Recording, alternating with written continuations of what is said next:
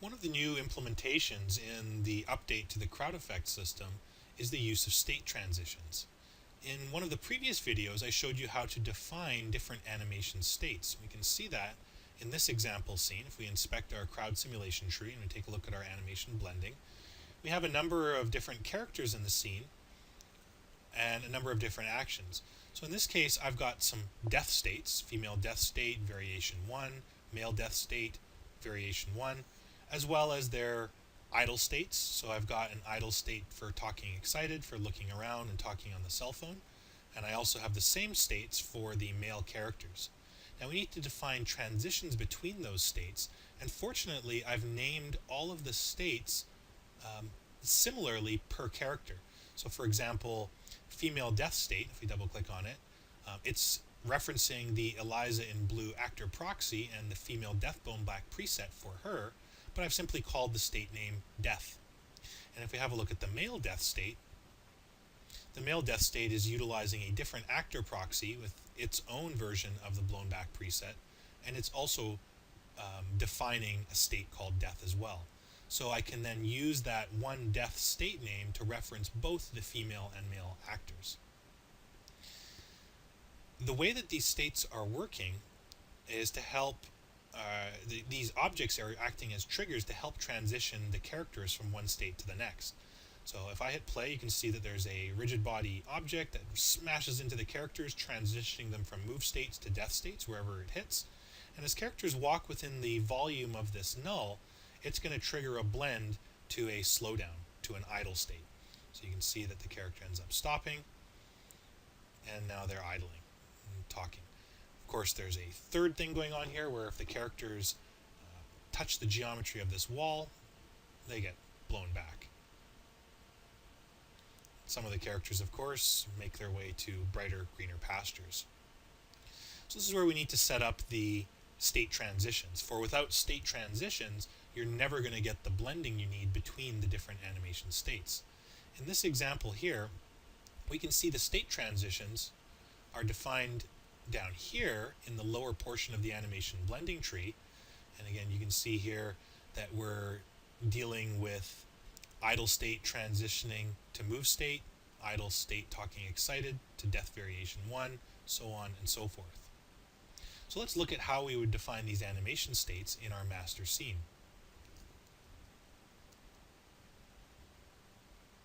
So we're back to our crowd system here where we started to define some animation states. And if we have a look at that, just to remind you, we've got our marine states set up.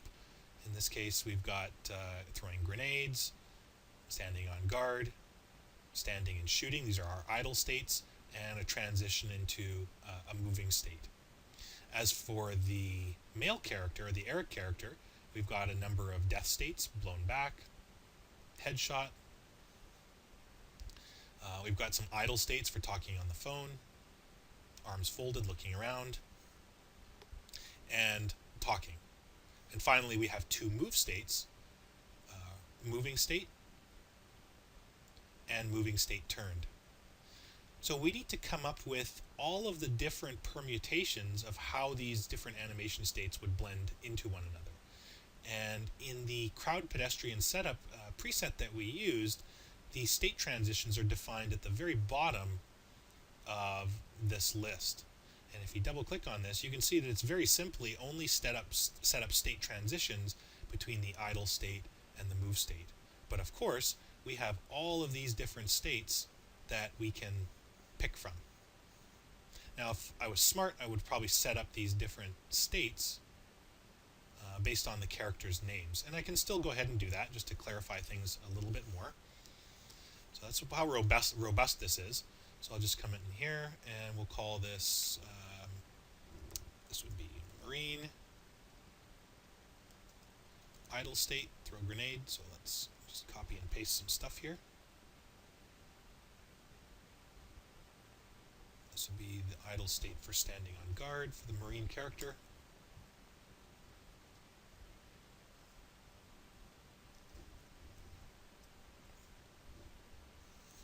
And we'll define its move state as well. And because we've got 10 characters, rather than defining a state name per character, I'm going to just call them pedestrian. Pedestrian. Okay, so let's copy that. So I've got quite a few more states for the pedestrian than I do for the soldiers. Set that up. Set that up.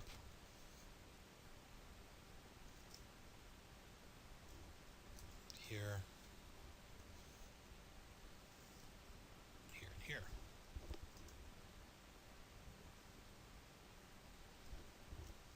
Okay, so I've got all my states set up and labeled correctly, so now let's go in and set up the state transitions. So the first thing I'm going to do is I'm going to define a state transition. Let's just go in here and look up a define state transition. So there it is, define animation state transition. And let's start by defining the transitions for the soldier. So I'll come in here. Let's look at the target state, the source state that we want to use.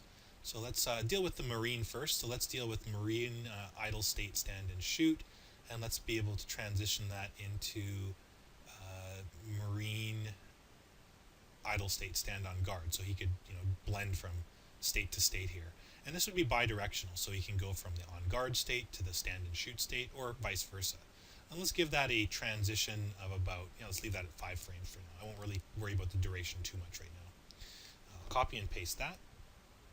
So because this is a rule for a bidirectional state transition, I do not need to set the opposite of it. I will, however, set a transition from stand and shoot to throwing a grenade. Copy and paste that again. Let's also set a state transition from the stand on guard to throwing the grenade as well. And that should take care of our idle states. And again, they're both bidirectional, so that should be good. So we've got stand and shoot to on guard, stand and shoot to throw grenade, and the opposite. And then we've got stand on guard to throw grenade, and they're all 5-frame transitions. So at the same time, I'm going to need to set up transitions from the idle states to the move states. So we would need to then go from each of our idle states. So let's go from stand on guard to our marine move state. Okay, so there's our marine move state there. And I'll copy and paste that. We'll go from our throw grenade state to our move state. And we'll go from our stand and shoot state to our move state. And again, these are all bidirectional. The only time they would be one directional is when you were dealing with, let's say, a death state. We wouldn't want to have that, we would not have the character blend from a death state to a moving state, unless it was a zombie and being, let's say, reanimated. So these, of course, would be executed. And I'll pull these in, reference these as the marine state transitions.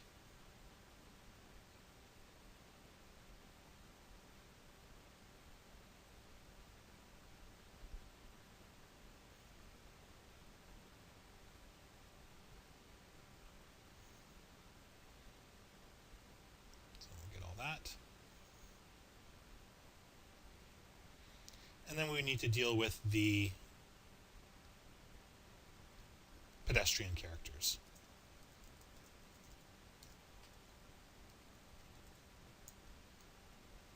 So the pedestrian characters would potentially be a little more complicated. In this case, let's again just start by copying and pasting one of these state transitions.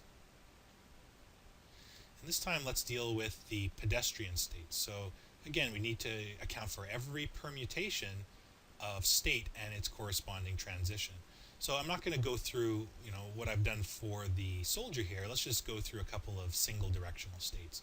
So we need to be able to go from our idle state for pedestrians, arms looking around, to, let's say, the death state blown back. And that would be a one-directional state. We wouldn't go from death blown back to arms folded. That just doesn't seem proper. Do the same thing again. I'll navigate from the pedestrian move state to the idle blown back state. So any state that transitions into a death state would be one directional, and we need to set those all up ourselves. And for the bidirectional ones, we can obviously take advantage of the 2-for-1. So let's go from the state on phone to a death state, blown back.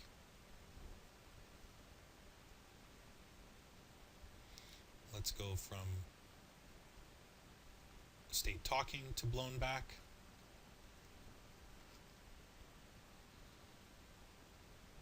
And finally, move state turned to blown back as well. So that defines all of the death state blown backs and how previous states transition into them one directionally. I'll copy and paste all of these. And I would just switch the one directional state. So we would just go to the headshot state here. Headshot state there.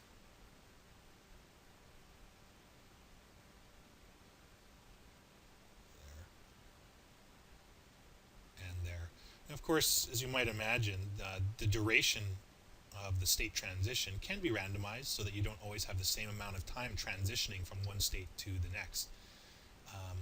So these are one-directional states defining how the character gets from his idle or his move states to the death states. But now I would set up the bidirectional states. So copy-paste these. So you can just imagine the number of different permutations you may end up having here for these state transitions. And of course, it would be useful to place these into a compound when you're done, and obviously comment them to manage the amount of information. It's pretty easy to get lost otherwise. So the rest of my states would be bidirectional states. So I'm pretty much done with my death states. I don't need to reference those anymore in terms of transitions. But now I would go from, let's say, my idle state to the pedestrian move state, and I'll go through and copy paste. Let's set up the pedestrian state on phone to the move state bidirectionally.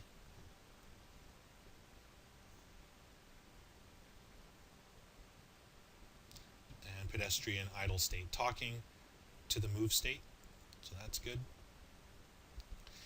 And then we would copy paste that, so that takes care of all of our idle states to the move state. But then we also have to deal with the idle state to the turn state. So again, I'll just copy and paste these. And so we would go from each one of these 3 idling states to the move state turned, move state turned, there. And our final state transition, if I copy and paste this one more time, would be a bidirectional state transition from the pedestrian move state to the move state turned. So the more states that you have, obviously the more transitions you're going to have to set up to account for the blending from one state to the next. And again, I would connect these all together under a single execute node, so that it's a bit easier to keep track of them.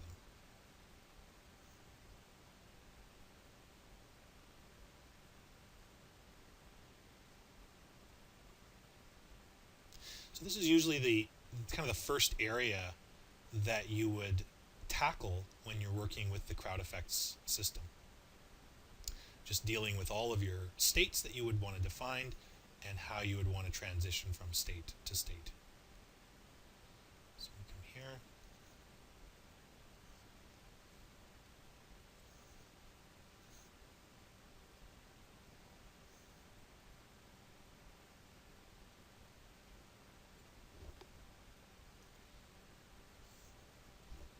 And quickly set up the rest of these guys.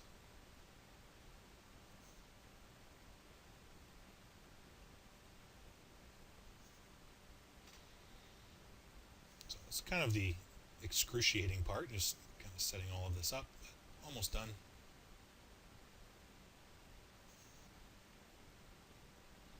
But the fact that it's so simple to set this stuff up is what really opens up the possibilities for working with CrowdFx. At least that's what I've found.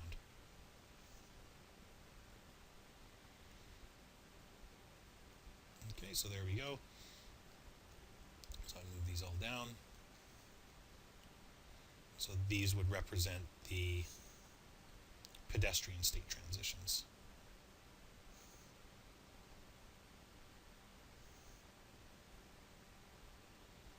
And I'll label them as such. So comments really come in handy when you're working with CrowdFx.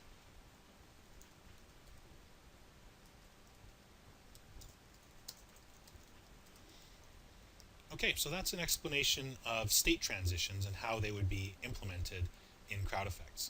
Of course, I would need to plug them all in. So I'll just get rid of my default state transition here that was provided with the CrowdFx setup and plug in my two new ones. So I've got my marine state transitions, so we could actually just execute them under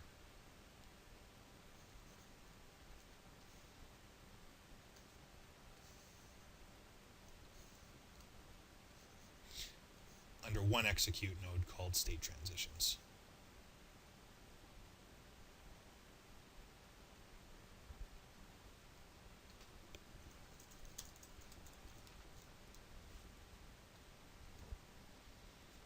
Okay, so let's take that and let's pipe it right in to a new port. And again, it's got to process all of these quickly, so it takes a couple of seconds, and the more you've got in your tree, and of course the longer it takes. Okay, so I still have to go through all the rest of the characters and define the animation states for them.